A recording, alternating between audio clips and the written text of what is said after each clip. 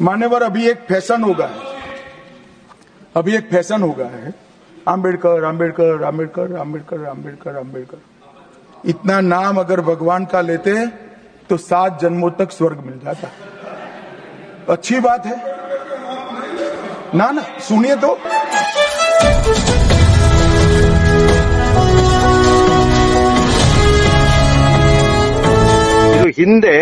ಹಿಂದೆ ಉತ್ತರ ಕರ್ನಾಟಕದಲ್ಲೂ ಕೂಡ ಒಬ್ಬ ಧಾರ್ಮಿಕ ವ್ಯಕ್ತಿ ಇದೇ ತರ ನಡ್ಕೊಂಡ್ರು. ಅವಾಗ್ಲೂ ಕೂಡ ಒಬ್ರು ಮಾಜಿ ಮುಖ್ಯಮಂತ್ರಿಗಳು ಇದೇ ರೀತಿಯಾಗಿ ಸಪೋರ್ಟ್ ಮಾಡಿದ್ರು, ಕ್ಲೀನ್ ಚಿಟ್ ಕೊಟ್ಬಿಟ್ಟಿದ್ರು. ಆದ್ರೆ FIR ಆಗತ್ತೆ, ಅರೆಸ್ಟ್ ಆಗತ್ತೆ. ಈಗೇನ್ ಹೇಳ್ತಾರೆ? ಎಲ್ಲೋ ಒಂದ್ ಕಡೆ ನ್ಯಾಯ ಇದ್ದೇ ಇರುತ್ತೆ, ಇವ್ರು ಮುಚ್ಚಿಡಕ್ ಬರೋದಿಲ್ಲ. ಇವತ್ತು ಎಲ್ಲಾ ಅಪರಾಧಗಳ ಒಂದು ಇದು ಮುಗಿದಿದೆ. ಜೊತೆಗೆ ನೀವು ಬೇರೆ ಬೇರೆ ಕೆಲಸ ಮಾಡಿದೀರಾ. ಈಗ ಮಾನವ ಕಳ್ಳ ಸಾಗಣೆನೂ ನಿಮಗೆ ಗೊತ್ತಾಗುತ್ತೆ ನೋಡಕ್ಕೆ, ಮೇಲ್ನೋಟಕ್ಕೆ.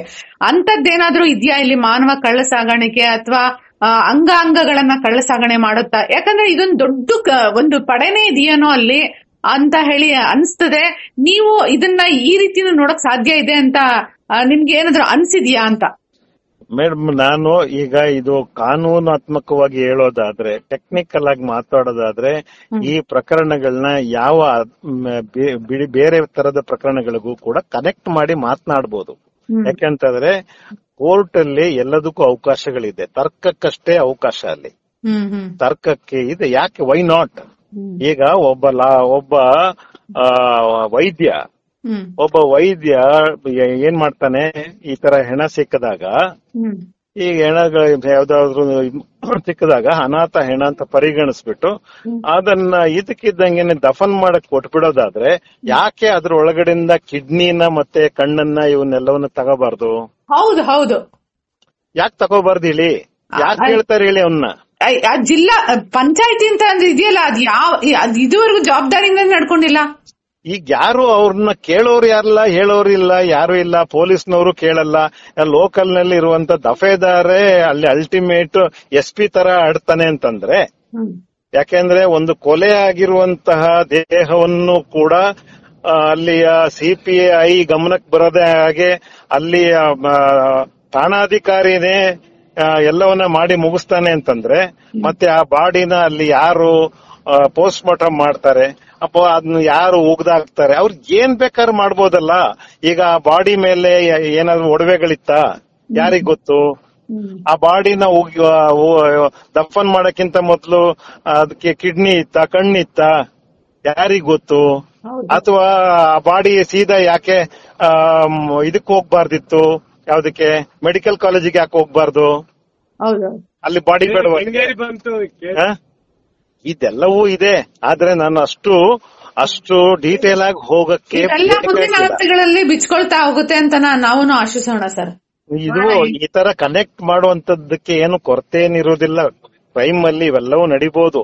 ಆದ್ರೆ ನಾನ್ ಕೇಳ್ತಾ ಇರುವಂತದ್ದು Padmavalli case, Vedavalli case, Padmalatha case, ಜೋಡಿ murder case, Soujanya case, Ananya Bhat case ಆಗ್ಬೋದು, ಅಥವಾ ಯಾವ್ದೋ ಕೇರಳದಿಂದ ಬಂದು ಅಲ್ಲಿ ಶುಂಠಿನೋ ಏನೋ ಬೆಳಿಲಿಕ್ಕೆ ಬಂದವನು ಹಿಟ್ ಅಂಡ್ ರನ್ ಅಲ್ಲಿ ಸತ್ತೋಗ್ತಾನಲ್ಲ ಭೂಮಿಗೋಸ್ಕರ.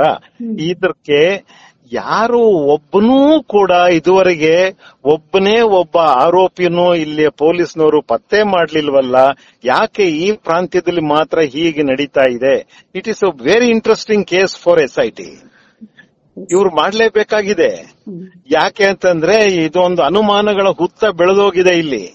ಮತ್ತೆ ಇನ್ನೊಂದು ಆ ಪ್ರದೇಶದ ಆ ಒಂದು ಸ್ಥಳದ ಕಳಂಕವನ್ನ ತೊಳೆಯುವಂತ ಕೆಲಸವನ್ನು ಕೂಡ ರಾಜ್ಯ ಸರ್ಕಾರ ಮಾಡಬೇಕಾಗುತ್ತೆ SITಯ ಮೂಲಕ.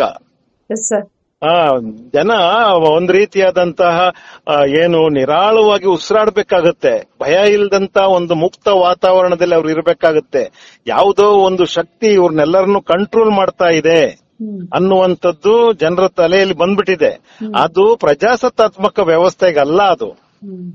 ಹಾಗಾಗಿ ಅದರಿಂದ ಹೊರತರುವಂತ ಕೆಲಸವನ್ನ ಸರ್ಕಾರ ಇವತ್ತು ಮಾಡ್ತಾ ಇದೆ. ನಾನು ಮುಖ್ಯಮಂತ್ರಿಗಳಿಗೂ ಕೂಡ ಒಂದು ಕೃತಜ್ಞತೆಗಳನ್ನ ಜನರ ಪರವಾಗಿ ಹೇಳಲೇಬೇಕು. ಜೊತೆಗೆ ಮುಖ್ಯಮಂತ್ರಿಗಳು ಈ ಸಂದರ್ಭದಲ್ಲಿ ಕೇಳಿ ಸಮಿತಿ ಮಾಡಬೇಕಲ್ಲ, ಅದನ್ನು ಈಗಲೇ ಮಾಡ್ಬಿಡಿ ಅಂತ ಹೇಳಿ ಅವರಿಗೆ. ಹೌದು, ನಾನೀಗ ಹೇಳ್ತಾ ಇರೋದು ಅದೇನೆ. ಯಾಕೆ ಮಾಡ್ಲಿಲ್ಲ ಇಷ್ಟು ದಿವಸ, ಯಾಕೆ ಮಾಡ್ಲಿಲ್ಲ? That shows some people are hands in gloves. ಯಾರನ್ನೋ ಪ್ರೊಟೆಕ್ಟ್ ಮಾಡಕ್ಕೋಸ್ಕರ ಯಾಕೆ ಒಂದು ವಿಶೇಷ ನ್ಯಾಯಾಲಯದ ಆದೇಶವನ್ನು ಉಲ್ಲಂಘನೆ ಮಾಡ್ತಾ ಇದ್ದಾರೆ? Is it not a contempt of court? Contempt of court ಆಗಲ್ವಾ? ಯಾಕೆ ಸರ್ಕಾರ ಯಾಕೆ ಕಂಟೆಂಪ್ಟ್ ಆಫ್ ಕೋರ್ಟ್ ಕೆಳಗೆ ನಿಂತ್ಕೋಬೇಕಾಗಿದೆ? ಮಾಡಿ ಮುಗಿಸಿ ಎಲ್ಲ.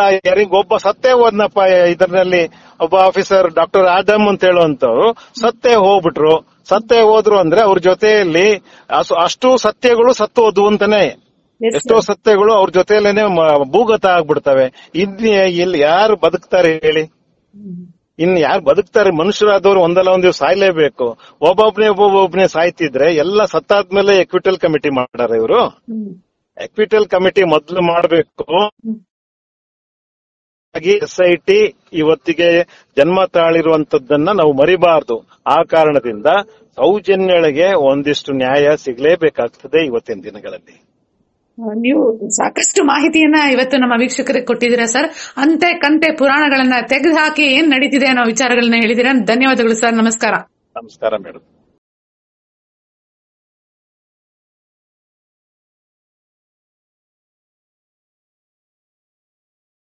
ಸಿಯಾನ್ ಚಾನೆಲ್ ನೋಡ್ತಾ ಇರಿ, ಸಬ್ಸ್ಕ್ರೈಬ್ ಆಗಿ, ಲೈಕ್ ಮಾಡಿ, ಶೇರ್ ಮಾಡಿ. ಮುಕ್ತ ಪತ್ರಿಕೋದ್ಯಮವನ್ನು ಬೆಂಬಲಿಸಿ.